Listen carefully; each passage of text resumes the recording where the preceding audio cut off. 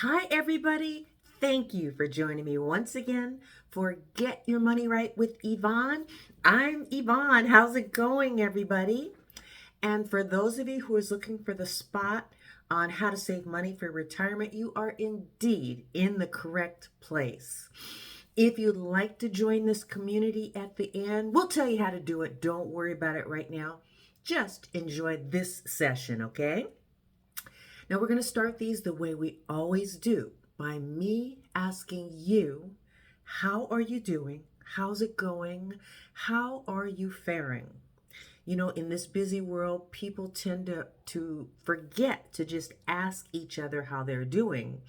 Because if you do, you'll find out folks may be struggling with something you're struggling with, or maybe you can understand where they're coming from. And it's just so nice to know you're not alone in all of this. So I just want to be the place to always ask you, stop, think for a moment how you doing, and be ready to share with us if you'd like to, because this is a very supportive community. So just throwing that out there. So how's it going for me? I have no complaints. I am paying what I can on my student loans, and just I see light at the end of the tunnel. And for those of you with student loans, you get it.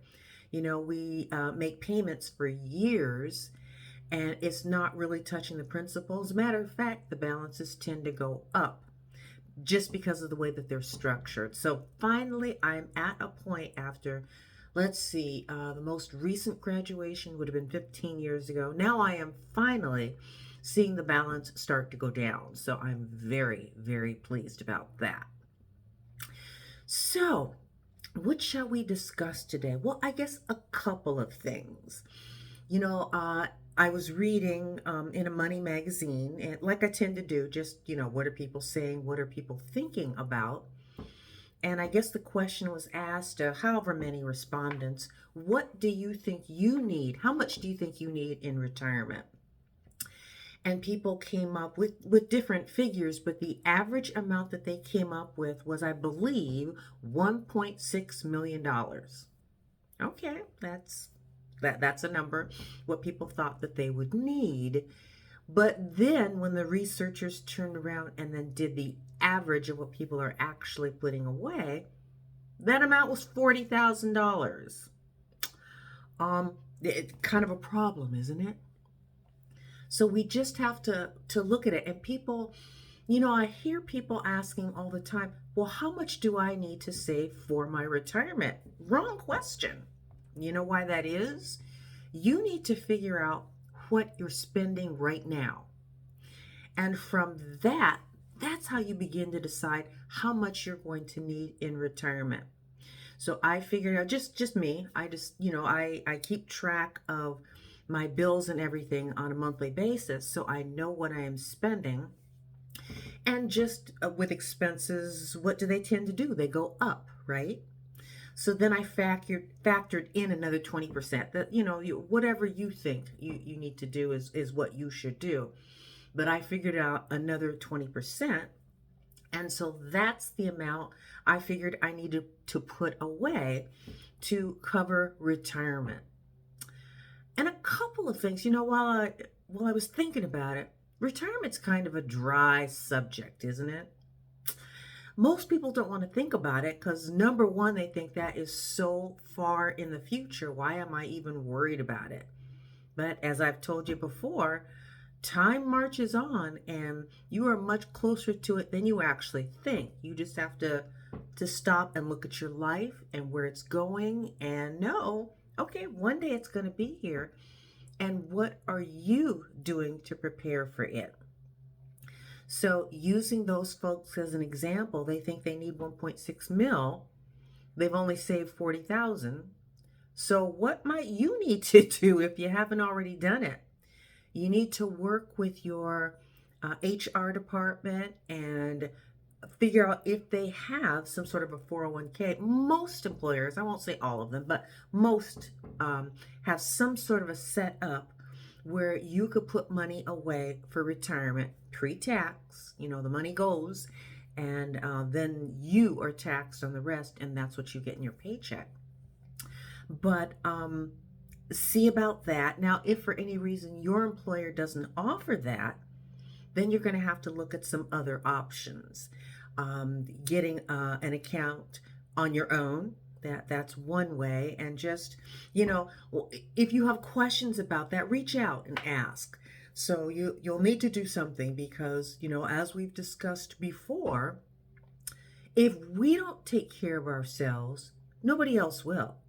Sure, there will be some form of Social Security, and I don't know if it's going to be fully funded. So maybe a portion of what you were actually hoping to get in retirement is what you would actually receive. So all of these things you need to look into. You need to factor in to decide, okay, how much do you need to sustain your current lifestyle? Remember, you're not putting money away into this big pot that you can just blow the second you get it. No, no, no, no, no, no. Remember that's going to buy you the opportunity to live your current life, right? And to do so comfortably. That we just want to have a retirement that's comfortable for us. Maybe we should call it, rather than retirement, I don't know, sabbatical from the 9 to 5. I don't know. Just same thing, different wording, just what do you need to get there? And the other thing, well, a couple of things I want to share with you. So we were talking about, when you're preparing for retirement, you got to think it through. It isn't just putting money away each and every month, because consistency is the key. Consistency and longevity is how you get to that $1.6 million balance. And you can't get there if you're not saving. So get that started. And then you start, at least me, maybe a few years down the line, you'll say, okay, I'm putting this money away. How am I going to use it? So for those people who are asking, well, how much do I need to put away? You need to figure out what you're going to need and how much of your money you'll need to take. And as we've discussed, the prevailing wisdom is that you've got this money in your 401k or your retirement account, which one you happen to have. You're putting money away into it. You are still earning dividends on it. You are earning interest on it, depending on where the money is. And, for years, mine was in the neighborhood of 9%. Well, it's gone down because the stock market has shrunk quite a bit. But I'm still earning at least 5% on the money. So the prevailing wisdom is, and this is conservative, of course, 4% of the balance is what you're withdrawing on an annual basis. So what you're doing is you are taking the interest. You're leaving the principal alone. That is how you have money that lasts for the 35 years in retirement. That's how it's done. So just say, remember we said, you need to make sure you have enough money until you are 100 years of age. And I know everybody just sucked wind. I know.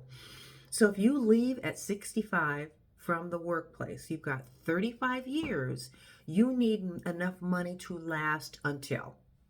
So that's what that means. So what do you need to put away? Well, when are you retiring and what's your current lifestyle? Those are the questions that you need to ask.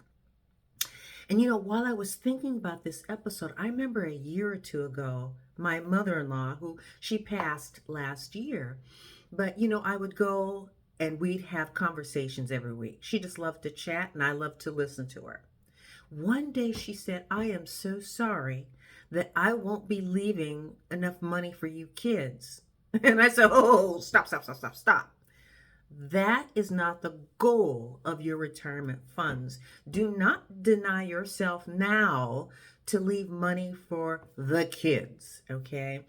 As I told her, the kids, us kids, will be fine. We are taking care of our own retirement. You have won, I said to her, because you've had enough money to take care of you. That is the win right there.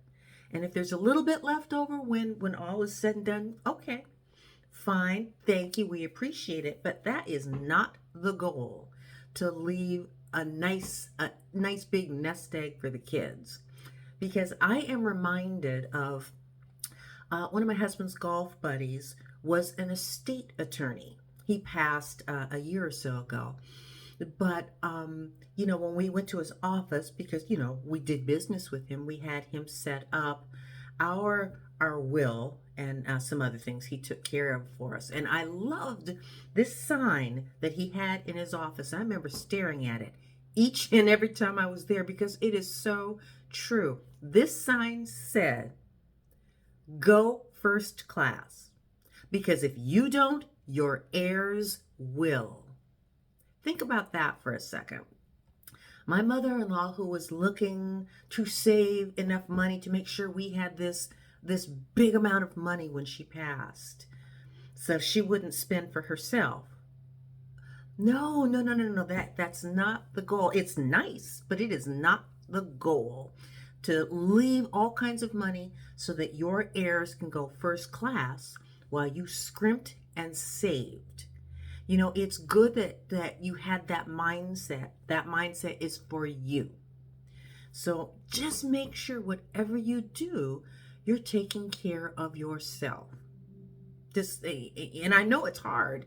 For many of you who are parents, you're like, but I want to take care of my kids. It's admirable. It's how parents think. It's how they feel. And it's wonderful. It truly, truly is. But that money is for you. And again, if anything's left over when all's said and done, then they will be happy to receive it, and they will, say a prayer and thank you for having left it.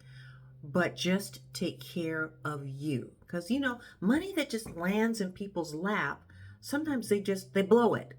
I mean, we've seen it with people with their retirement savings. They had this, nice nest egg of whatever, $100,000, $200,000. And as soon as they quit working, they blew it. They started spending it on trips, on things, on giving the grandkids money, to the point where now they don't have any money to live.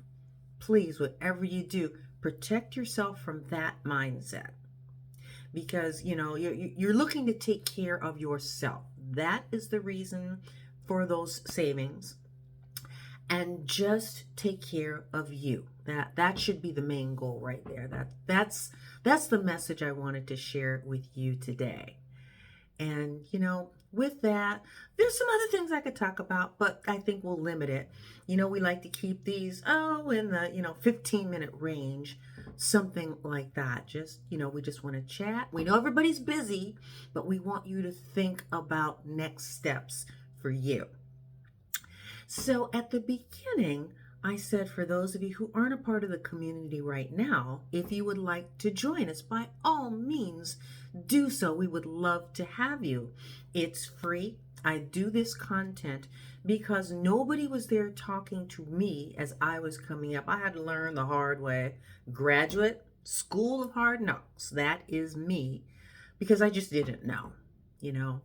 What you don't know, you don't know. You learn from and you move on. So where it says subscribe, just follow the prompt. It's super easy. When I produce these, they will come straight to your email so you can watch them. Share them with others, because maybe other people might be struggling too, and they would like information. So just, share with others, and then you can keep these, you can file them, whatever works for you. Just, it's just my way of sharing. So please do the same, share with others. Okay? Now, with that, we're going to wind this up. I thank you so very much for joining me for this edition of Get Your Money Right with Yvonne. I'm Yvonne. And until next time, please take care of yourselves, be good to yourselves, and be good to each other. We're in this together.